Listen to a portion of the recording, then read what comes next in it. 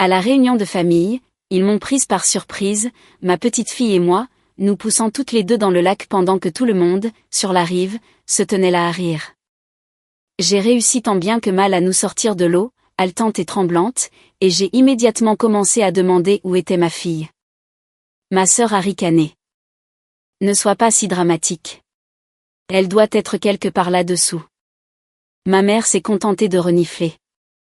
On voulait juste s'amuser. Alors que je cherchais frénétiquement, mon cœur s'emballait et des larmes me brûlaient les yeux. J'ai appelé les secours. Mon père, en colère et méprisant, s'est planté devant moi. On était juste en train de passer un bon moment. Il faut toujours que tu gâches tout. Ils sont partis. Les heures s'écoulèrent lentement jusqu'à ce que la police trouve enfin ma fille, transie de froid, terrifiée et blessée. Quand j'ai vu son état, quelque chose s'est brisé en moi. Je n'ai ni pleuré ni supplié. J'ai fait un choix. J'ai décidé de détruire leur vie à tous. L'eau était trouble et froide quand j'ai refait surface, cherchant mon souffle. Ma fille de 8 ans, Claire, était introuvable. Ma sœur, Anna, se tenait sur le ponton, les bras croisés, ce sourire en coin familier plaqué sur son visage. Derrière elle, ma mère, Hélène, applaudissait comme si elle venait d'assister à la blague la plus drôle du monde. Où est-elle ? ai-je hurlé, replongeant malgré mes vêtements trempés qui m'alourdissaient. Le fond du lac semblait infini sous mes doigts désespérés, fouillant les algues et la vase à la recherche de la moindre trace du maillot de bain bleu vif de Claire. Anna a levé les yeux au ciel. Arrête ton cinéma. Elle doit être quelque part là-dessous. Sa voix portait le même ton condescendant qu'elle utilisait depuis notre enfance, à l'époque où elle cachait mes devoirs et persuadait nos parents que je mentais en disant les avoir faits. J'ai refait surface, les poumons en feu. Ce n'est pas drôle. Elle ne nage pas bien. Ma mère, Hélène, s'est appuyée contre la balustrade en bois, examinant ses ongles manucurés. On voulait juste s'amuser un peu, Lilian. Tu as toujours été une telle rabat-joie. La réunion de famille s'était déroulée à la perfection jusqu'à ce moment. Claire construisait des châteaux de sable avec ses cousins pendant que je discutais avec des parents que je n'avais pas vus depuis des années. Puis Anna avait suggéré que nous allions tous nous baigner, avant que je puisse protester, elle et son mari Simon nous avaient attrapés, Claire et moi, comptant à rebours de manière théâtrale avant de nous lancer toutes les deux du bout du ponton. Tout le monde trouvait ça hilarant, jusqu'à ce que je remonte seule. Elle est sous l'eau depuis trop longtemps. Mes mains tremblaient tandis que je sortais mon téléphone, les gouttelettes d'eau rendant l'écran difficile à lire. J'appelle le 911. Le visage de mon père, Gérald, s'est assombri. Il a marché d'un pas lourd vers moi, sa bedaine rebondissant à chaque pas. On était juste en train de passer un bon moment. Il faut que tu gâches tout avec tes simagrées. Ma fille a disparu. Elle se cache probablement sous le ponton, a dit Anna, se détournant déjà. Tu sais comment les enfants aiment faire des farces. La voix calme de l'opérateur contrastait vivement avec ma panique tandis que j'expliquais la situation. En quelques minutes, j'entendais des sirènes au loin, mais ma famille avait déjà commencé à remballer ses affaires. Simon pliait leurs chaises de jardin pendant qu'Anna rassemblait leurs glacières. Tous deux agissaient comme si de rien n'était. Tu fais honte à toute la famille, a marmonné Hélène en fourrant des saladiers dans un sac. Toujours à tout ramener à toi et à cet enfant. Ils étaient partis avant l'arrivée du premier secouriste, me laissant grelottante sur le rivage dans ma robe d'été trempée, répondant aux questions des ambulanciers et des policiers qui semblaient de plus en plus inquiets. Alors que les minutes s'écoulaient, l'équipe de plongeurs est arrivée au moment où le soleil commençait à se coucher. Des plongeurs professionnels avec un équipement et une formation que je n'avais pas, fouillant méthodiquement des zones que j'avais déjà passées au peigne fin dans ma frénésie. Chaque minute qui passait semblait une éternité. Mon imagination conjurait des scénarios horribles que je ne pouvais supporter de formuler. On l'a trouvé. Le cri est venu de l'autre côté du lac, où le courant avait apparemment emporté le petit corps de Claire. Elle était inconsciente, ses lèvres bleues, des aiguilles de pin et des débris du lac emmêlés dans ses cheveux blonds. Le médecin a expliqué qu'elle souffrait d'une légère hypothermie, qu'elle avait un peu de liquide dans les poumons et une commotion cérébrale due à un choc sous l'eau. Elle devra rester en observation, a-t-il dit doucement. L'irritation pulmonaire doit être surveillée pendant 48 heures pour guetter d'éventuelles complications secondaires. 5 jours plus tard, Claire est sortie de l'hôpital avec un inhalateur pour son irritation respiratoire et des instructions strictes pour suivre sa convalescence. Elle se réveillait en hurlant à cause de cauchemars où elle se noyait, s'accrochant à moi avec un désespoir qui me brisait le cœur en 1000 morceaux. Ma famille n'a envoyé ni fleurs, ni appels, ni excuses. Anna a posté des photos de la réunion sur Facebook, soigneusement recadrées pour exclure totalement l'incident du lac. Hélène a commenté en dessous avec des émojis rieurs, louant les talents de Simon au barbecue. Le premier mot de Claire après son retour à la maison fut « peur ». Son deuxième fut « pourquoi ?» Je ne pouvais pas répondre à la deuxième question, mais je pouvais faire quelque chose pour la première. Mon mariage avec le père de Claire s'était terminé 2 ans plus tôt, me laissant la garde exclusive et un modeste arrangement financier. Je travaillais comme assistante juridique chez Adler et Associés, un petit cabinet spécialisé dans les cas de dommages corporels. Mon patron, Jonathan Adler, avait toujours été d'un grand soutien, me donnant même des horaires flexibles après la naissance de Claire. Prenez tout le temps dont vous avez besoin, m'avait-il dit quand j'avais appelé pour expliquer l'hospitalisation de Claire. La famille d'abord. Mais assise au chevet de Claire, la regardant sursauter à chaque fois qu'une infirmière approchait, j'ai commencé à penser à la justice plutôt qu'à la guérison. Ma famille avait failli tuer ma fille et s'en était allée en riant. L'enquête de police a rapidement piétiné. Les témoins ont affirmé ne pas avoir vu exactement ce qui s'était passé, et la version de ma famille concordait parfaitement. C'était juste un accident, une farce inoffensive qui avait légèrement mal tourné. Le procureur a refusé d'engager des poursuites. Preuves insuffisantes, ont-ils dit. Absence d'intention malveillante. Je n'étais pas d'accord. La recherche est devenue mon occupation nocturne après que Claire se soit endormie. Je me suis plongée dans les archives publiques, les comptes de médias sociaux et les réseaux de ragots locaux avec la même intensité que je réservais autrefois à mes projets professionnels.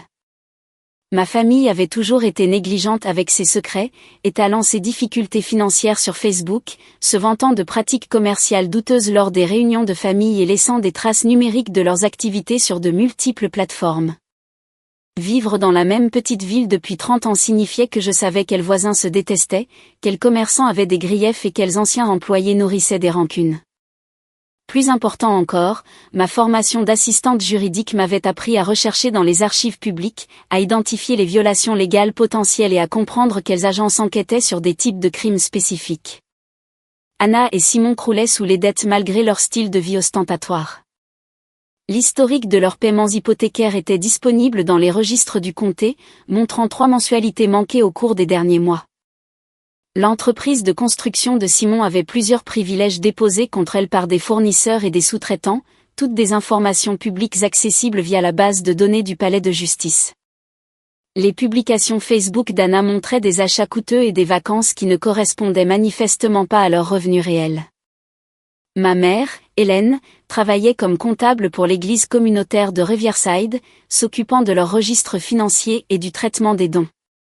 Ces publications sur les réseaux sociaux mentionnaient fréquemment des achats onéreux qui semblaient incompatibles avec son salaire d'église. Lors des réunions de famille, elle avait fait des blagues sur la comptabilité créative et les notes de frais flexibles que j'avais alors considérées comme de simples exagérations. Mon père, Gérald, gérait les stocks chez Henderson Manufacturing, se vantant aux barbecues familiaux de ses arrangements spéciaux avec les fournisseurs et de sa capacité à maximiser l'efficacité d'une manière que ses superviseurs ne comprenaient pas. Il faisait allusion à des activités annexes et à des sources de revenus supplémentaires sans fournir de détails. L'oncle Léonard possédait des biens locatifs dans le quartier universitaire, se plaignant fréquemment lors d'événements familiaux de certains types de locataires qu'il préférait éviter. Ces annonces de location, que j'ai trouvées en ligne, utilisaient un langage codé qui violait clairement les lois sur le logement équitable. D'anciens locataires avaient publié des critiques négatives décrivant un traitement discriminatoire et des pratiques illégales. La tante Diana dirigeait une petite entreprise de traiteurs qui avait reçu plusieurs avertissements du service de santé, tous documentés dans les archives publiques. Les plaintes de ses employés concernant des salaires impayés étaient publiées sur des forums d'emploi locaux et des sites d'avis. Elle avait également mentionné lors de conversations familiales qu'elle préférait les paiements en espèces pour éviter les complications administratives. Le cousin Bradley, maintenant âgé de 19 ans et en deuxième année à l'université d'État, vendait des médicaments sur ordonnance depuis le lycée. Ses comptes sur les réseaux sociaux contenaient de nombreuses références à des « aides à l'étude » et des « améliorateurs de performance » disponibles à l'achat. D'anciens camarades de classe avaient posté des informations sur ses activités sur des pages de confession anonymes et des forums de ragots locaux. Cet écheveau de corruption et de criminalité ordinaire était stupéfiant.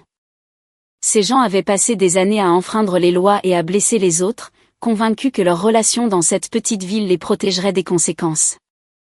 Les cauchemars de Claire continuaient. Elle a arrêté de jouer avec ses jouets de bain et refusait de s'approcher de toute étendue d'eau plus grande qu'une flaque. Son pédiatre a recommandé une thérapie, que l'assurance couvrait en partie, mais les séances étaient coûteuses et progressaient lentement. Elle présente les symptômes classiques du TSPT, m'a expliqué le docteur Ryan lors de notre consultation. La réponse traumatique est très réelle et la guérison prendra du temps. Pendant ce temps, Anna postait des photos de vacances de Myrtle Beach. Simon y exhibait fièrement un nouveau bateau de pêche. Le bateau valait facilement $30 000. Un achat curieux pour quelqu'un censé avoir des difficultés avec ses paiements hypothécaires. J'ai fait des copies de tout ce à quoi je pouvais accéder légalement, archives publiques, captures d'écran des réseaux sociaux, avis en ligne, documents judiciaires, articles de presse et plaintes documentées d'anciens employés et locataires. Ma formation d'assistante juridique s'est avérée inestimable pour organiser les preuves et comprendre quelles agences traitaient quel type de violation spécifique. Le premier signalement anonyme a été envoyé au siège social de Henderson Manufacturing, incluant des informations publiques sur les privilèges contre l'entreprise de Simon et son lien avec Gerald. J'ai suggéré qu'ils pourraient vouloir examiner leur procédure d'inventaire de plus près, surtout compte tenu des pressions financières de la famille. Lorsqu'Henderson a lancé son enquête interne, ils ont découvert exactement ce à quoi je m'attendais. L'efficacité de Gerald était en fait un vol systématique. Les preuves étaient là, dans leur propre registre. Il suffisait que quelqu'un leur montre la bonne direction. Gerald a été licencié dans la semaine, escorté hors du bâtiment par des gardes de sécurité pendant que ses anciens collègues regardaient depuis les fenêtres de leur bureau. L'entreprise a également porté plainte au pénal et a engagé une action civile pour recouvrer ses pertes. Papa s'est fait virer, s'est plainte Anna lors d'un appel téléphonique à Hélène que j'ai surpris alors que je rendais visite à Claire. Hélène avait mis l'appel sur haut-parleur en préparant le dîner, oubliant apparemment que nous étions dans la pièce d'à côté. Il prétend que c'est un grand malentendu, mais ils ont trouvé des anomalies dans les registres de son département. Peut-être aurait-il dû y penser avant de faire une telle scène à la réunion, a répondu froidement Hélène. Les actions ont des conséquences. L'ironie était délicieuse. L'église communautaire de Riverside a reçu son signalement anonyme la semaine suivante, accompagné de copies des publications d'Hélène sur les réseaux sociaux montrant des achats coûteux incompatibles avec son salaire, et de captures d'écran de ses blagues sur la comptabilité créative que des membres de la congrégation avaient partagées sur leur propre page Facebook. Le conseil de l'église s'est réuni en session d'urgence, engageant un auditeur indépendant qui a découvert des anomalies totalisant plus de $12 000. La gestion financière d'Hélène avait été plus négligente que sophistiquée, rendant les preuves faciles à trouver une fois que quelqu'un commençait à chercher. L'arrestation d'Hélène a fait la une du journal local. Le titre disait « La comptable de l'église accusée d'irrégularité financière, accompagnée de sa photo d'identité judiciaire mortifiée. Elle a payé sa caution en utilisant de l'argent emprunté à Anna, mettant encore plus à mal les finances déjà précaires de leur famille. Je n'arrive pas à croire que cela arrive, sanglotait Hélène lors d'un rassemblement familial chez elle, où Claire et moi étions présentes pour le dîner du dimanche. Quelqu'un cible manifestement notre famille. Ça ne peut pas être une coïncidence. Anna était entièrement d'accord, sa voix portant à travers la petite salle à manger. D'abord papa, maintenant toi. Quelqu'un nous en veut. Il soupçonnait tout le monde, sauf la bonne personne. L'IRS a reçu une documentation détaillée des annonces de location de l'oncle Léonard et des plaintes d'anciens locataires concernant des pratiques discriminatoires, ainsi que des captures d'écran d'avis en ligne mentionnant des paiements de loyers en espèces et des arrangements au noir dont Léonard s'était vanté publiquement. Les pénalités et les arriérés d'impôts ont dépassé 60 000 $, le forçant à vendre 2 de ses propriétés locatives à des prix inférieurs au marché. Les pratiques discriminatoires de Léonard ont attiré l'attention de l'autorité du logement équitable après que plusieurs anciens locataires se soient manifestés, encouragés par des lettres anonymes détaillant leurs droits légaux. L'enquête qui en a résulté a mis au jour un schéma de comportement illégal s'étendant sur 12 ans. Léonard perd la tête, a mentionné Simon lors d'un barbecue de week-end dont Anna a posté des photos sur Instagram. Il n'arrête pas de dire que quelqu'un lui en veut. Mais qui se soucierait de ses propriétés locatives? L'entreprise de traiteur de la tante Diana s'est effondrée après que le service de santé a reçu des rapports basés sur des registres d'inspection accessibles au public et des plaintes d'anciens employés publiées sur des sites d'avis d'emploi. Ces violations n'étaient pas des secrets, c'étaient des schémas documentés que n'importe qui aurait pu découvrir avec une recherche de base. C'est de la folie, ces plaintes Diana lors d'un autre rassemblement familial où il se trouvait que j'étais présente. Toute ma vie est détruite à cause de quelques plaintes anonymes. Qui pourrait même connaître mes pratiques commerciales? La réponse était simple, quiconque prenait la peine de consulter les archives publiques et les avis en ligne. Le trafic de drogue de Bradley s'est effondré après que la sécurité du campus a reçu des signalements anonymes basés entièrement sur ses propres publications sur les réseaux sociaux et les plaintes publiques d'anciens clients sur les pages de confession de l'université. Les étudiants postaient sur ces activités depuis des mois. J'ai simplement compilé leurs rapports et les ai soumis aux autorités compétentes. Tout l'avenir de mon fils est ruiné, a pleuré Anna lors d'une réunion de famille d'urgence chez Hélène, où Claire et moi étions en visite. Quelqu'un est en train de nous détruire systématiquement, et nous devons découvrir qui. Ils ont engagé un détective privé nommé Marcus Webb, un ancien policier spécialisé dans les cas de harcèlement. Webb était cher mais méticuleux, interrogeant les membres de la famille et examinant les conflits récents pour trouver des suspects potentiels. Avez-vous eu des différends avec des voisins, des collègues ou des associés, a demandé Webb lors de sa consultation initiale. Quelqu'un qui pourrait vous en vouloir. La famille a dressé une liste d'ennemis potentiels, l'ancien superviseur de Gérald, le pasteur d'Hélène, les locataires de Léonard, les concurrents de Diana, l'ex-petite amie de Bradley, et des dizaines d'autres personnes qui pourraient théoriquement vouloir se venger. Mon nom n'est jamais apparu sur leur liste. Ils nous avaient complètement oubliés, Claire et moi, considérant l'incident du lac comme une histoire ancienne qui ne pouvait en aucun cas être liée à leurs problèmes actuels. Après tout, que pouvait faire une femme seule avec une fillette de 8 ans contre une famille entière? L'enquête de Webb a traîné pendant des mois, engloutissant des milliers de dollars sans produire de pistes utiles. La paranoïa de la famille s'est intensifiée à mesure que leurs finances s'effondraient et que les problèmes juridiques se multipliaient. Pendant cette période, j'ai parfaitement maintenu ma façade d'innocence. Quand Anna appelait pour demander si j'avais entendu parler des choses terribles qui arrivaient à la famille, j'exprimais un choc et une préoccupation appropriée. C'est tout simplement horrible ce que vous traversez tous, disais-je, en injectant la juste dose de sympathie dans ma voix. Claire et moi prions pour tout le monde. La mention de Claire les mettait toujours mal à l'aise. La voix d'Anna changeait légèrement, devenant défensive. Comment va-t-elle? Elle a toujours ses crises? Elle va mieux, répondais-je honnêtement. La thérapie l'aide, même si elle ne veut toujours pas s'approcher de l'eau profonde. Il y avait une pause gênée. Puis Anna changeait rapidement de sujet pour revenir à ses propres problèmes.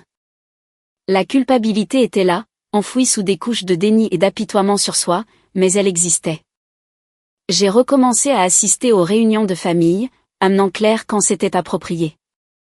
Nous nous asseyions tranquillement dans un coin, observant la tension croissante et la détresse financière inscrite sur leurs visages. Claire jouait avec ses cousins pendant que j'écoutais des conversations à voix basse sur les frais de justice, les recherches d'emploi et les dettes qui s'accumulaient.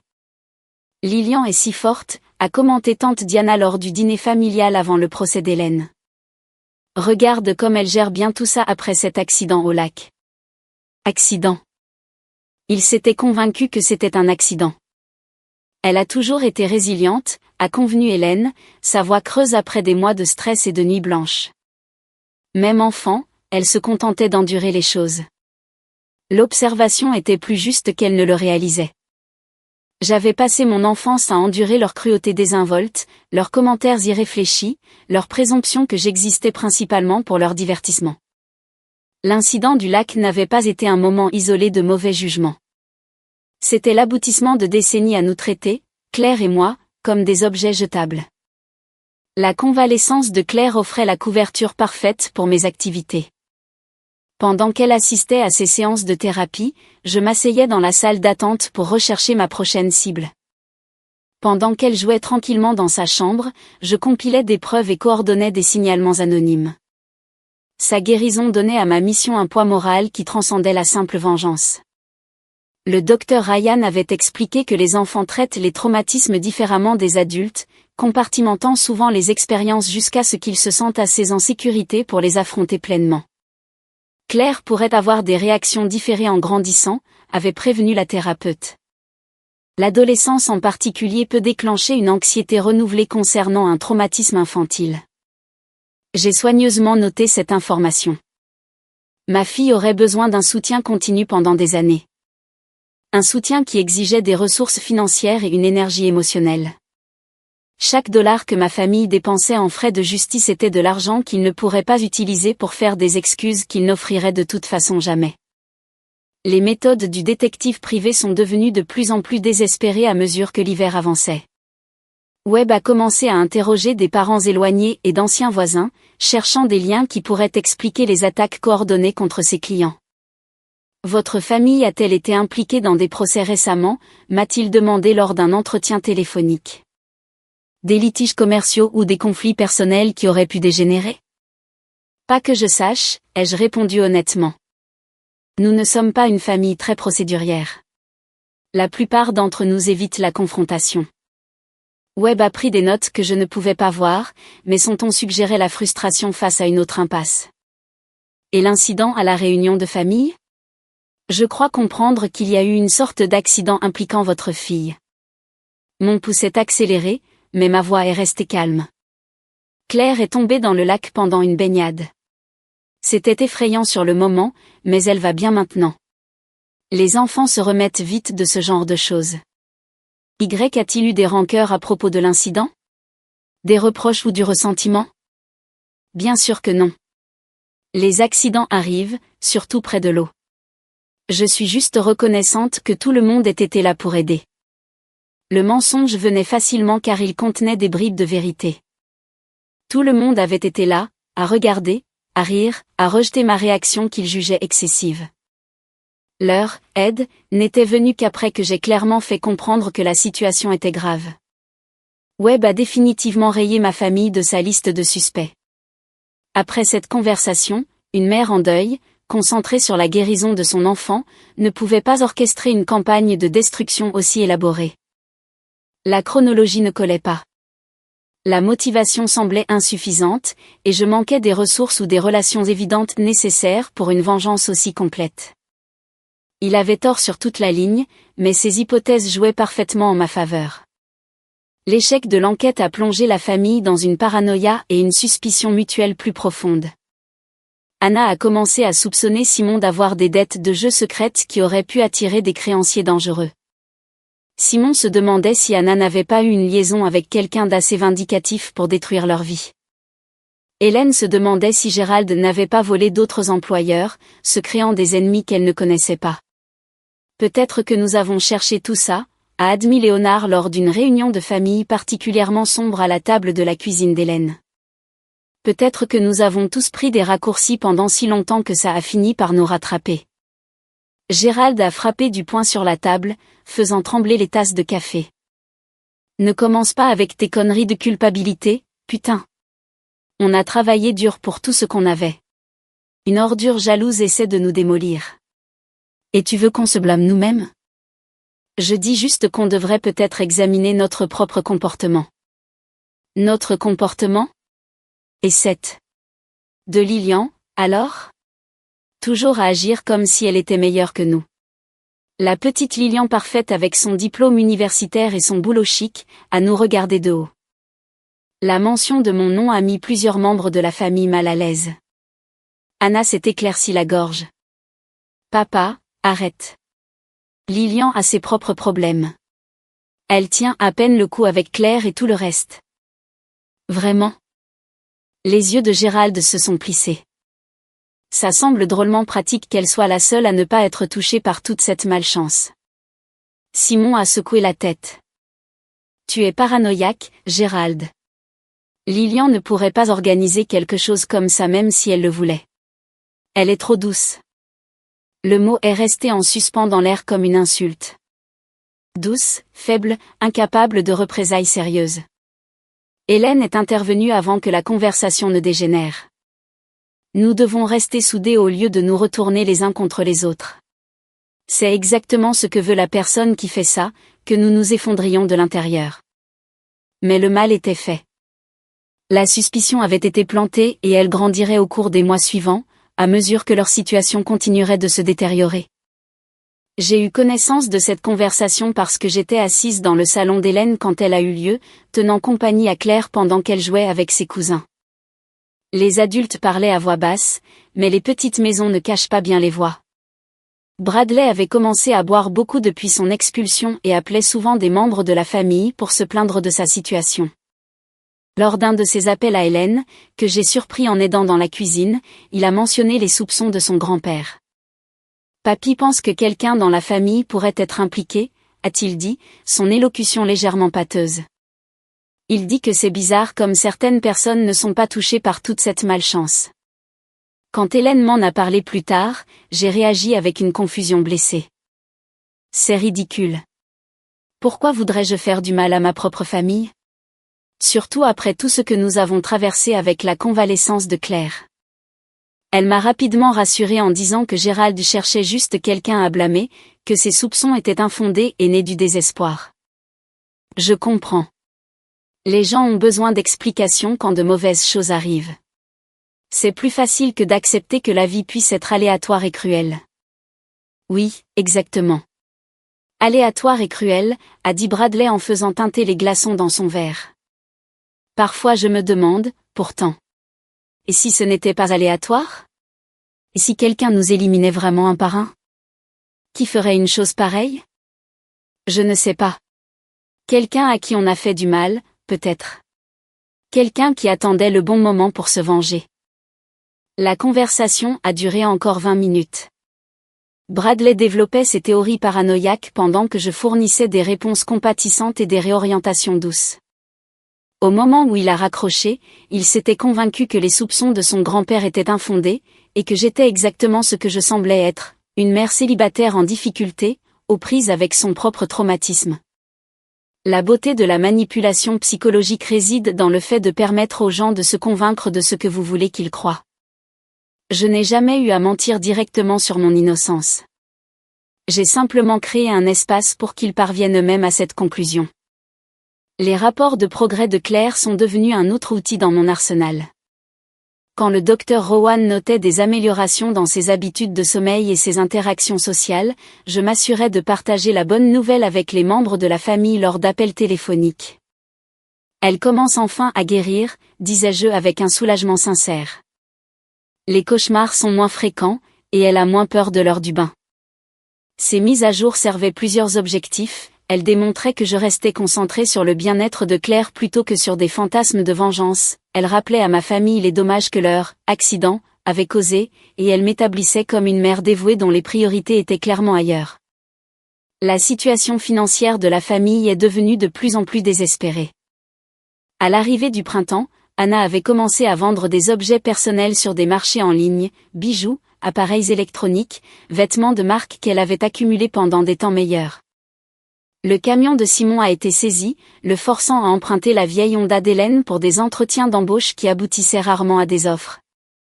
J'ai dû vendre la bague de mariage de ma grand-mère, m'a confiée Anna lors d'une de nos visites familiales, la voix brisée. Celle que j'étais censée transmettre à ma fille un jour. Au moins, tu as quelque chose à vendre, a répondu Diana amèrement. J'ai tout perdu dans la faillite. Même le service en porcelaine de ma grand-mère a été liquidé pour payer les créanciers. Leur misère était palpable, mais ce n'était pas suffisant. La ruine financière n'était que la première couche des conséquences qu'ils méritaient. Les dommages plus profonds devaient être psychologiques, sociaux et permanents. J'ai commencé la deuxième phase de ma campagne en mars, en ciblant leurs relations et leur réputation au sein de la communauté. Les petites villes vivent de ragots et de liens sociaux, ce qui les rend particulièrement vulnérables à des informations soigneusement distillées et à des révélations stratégiques. Le scandale de l'Église avait déjà entaché la réputation d'Hélène au sein de la communauté religieuse, mais je voulais m'assurer que les dommages s'étendent au-delà de sa congrégation immédiate.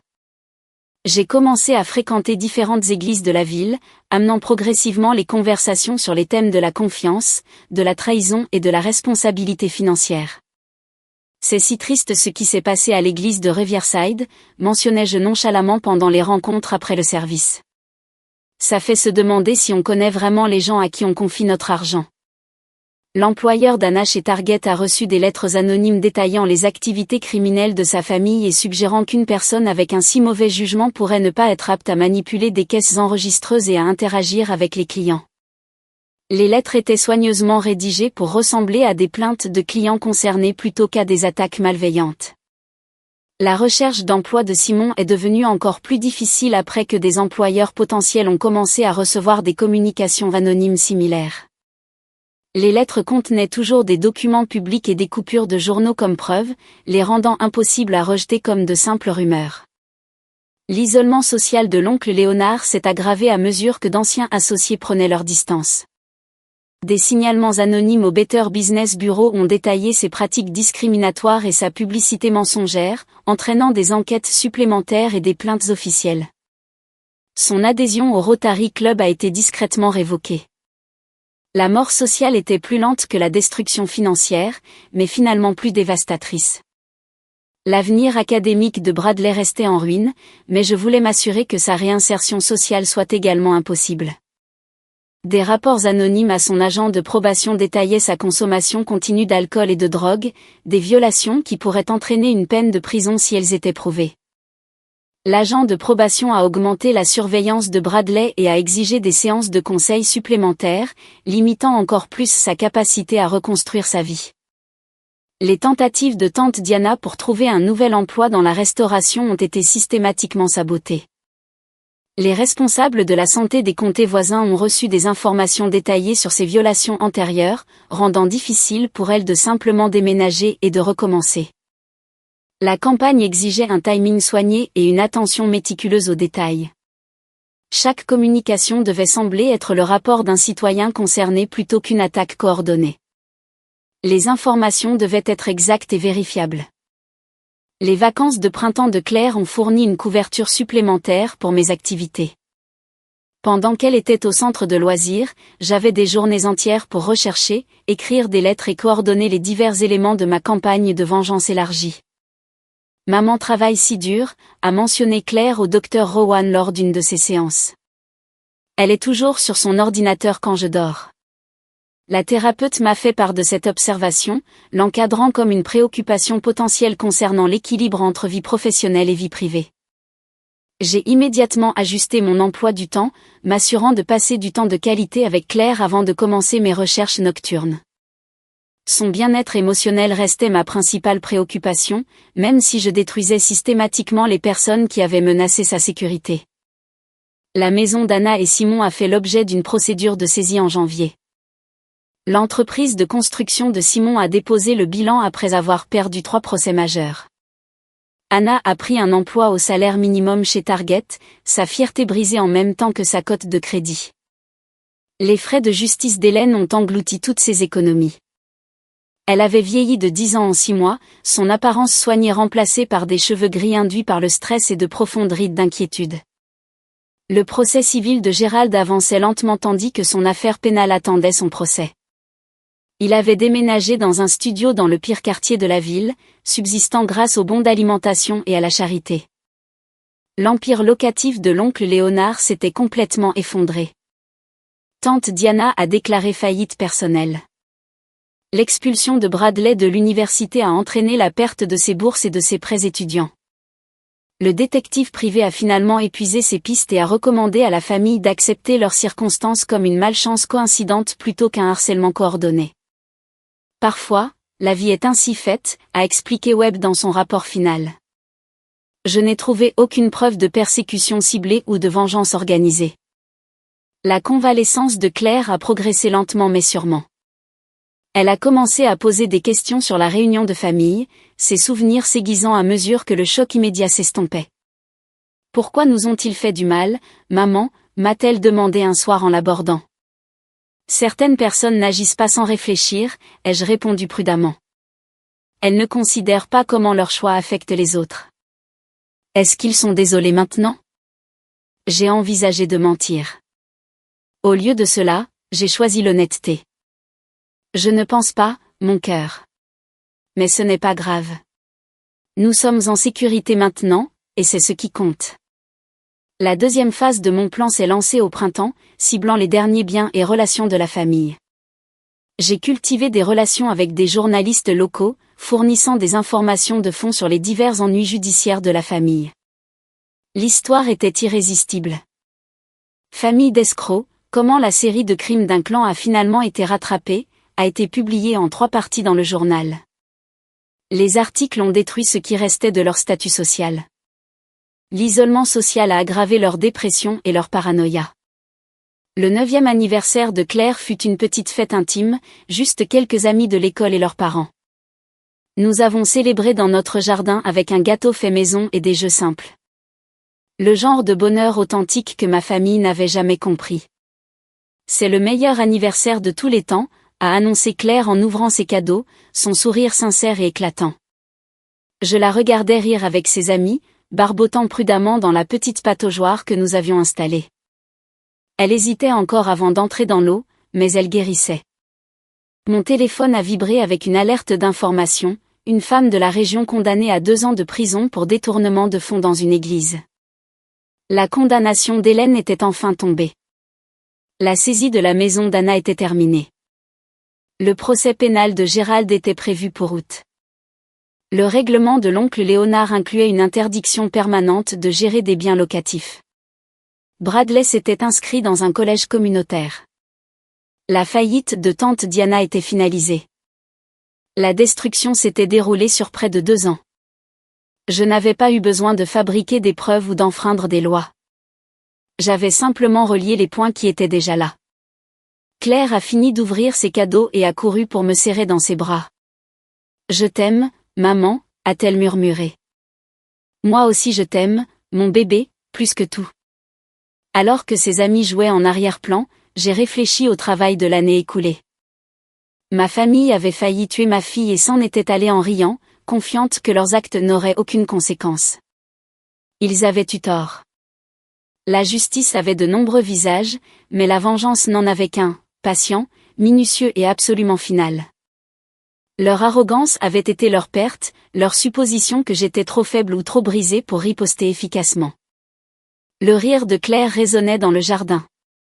C'est à cela que devrait ressembler une famille.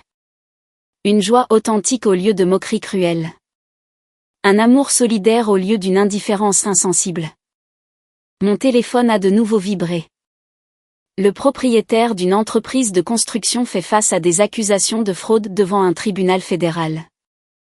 La faillite de Simon avait déclenché des enquêtes supplémentaires, révélant encore plus de comportements criminels. Parfois, la meilleure vengeance consiste simplement à s'écarter et à laisser les gens se détruire eux-mêmes. Je n'avais fait que les guider un peu. Claire m'a appelé, me montrant un papillon qui s'était posé sur son doigt. Son visage rayonnait d'émerveillement. « Regarde, maman. C'est magnifique. » J'ai marché vers elle pour admirer la petite créature. « C'est magnifique, en effet, ai-je convenu. Et il est libre de voler où il veut. » Le papillon s'est envolé doucement, a tournoyé une fois avant de disparaître par-dessus la clôture. Ma famille avait essayé d'exercer un pouvoir sur nous ce jour-là au lac. Ils avaient appris trop tard que certaines personnes se défendent. Alors que le soleil se couchait sur notre petite fête, j'ai ressenti quelque chose que je n'avais pas éprouvé depuis des mois. Une satisfaction totale. Pas la victoire creuse de la vengeance, mais le contentement plus profond d'une justice enfin rendue. Les vies de ma famille étaient en ruine, détruites par leurs propres choix et accélérées par mes interventions prudentes. Ils passeraient des années à reconstruire, en supposant qu'ils possèdent le caractère nécessaire à la rédemption. Claire passerait ces mêmes années à devenir plus forte, entourée de gens qui se souciaient vraiment de son bien-être. Le papillon avait choisi correctement, liberté contre captivité, envol contre chute, beauté contre brutalité. Tout comme nous.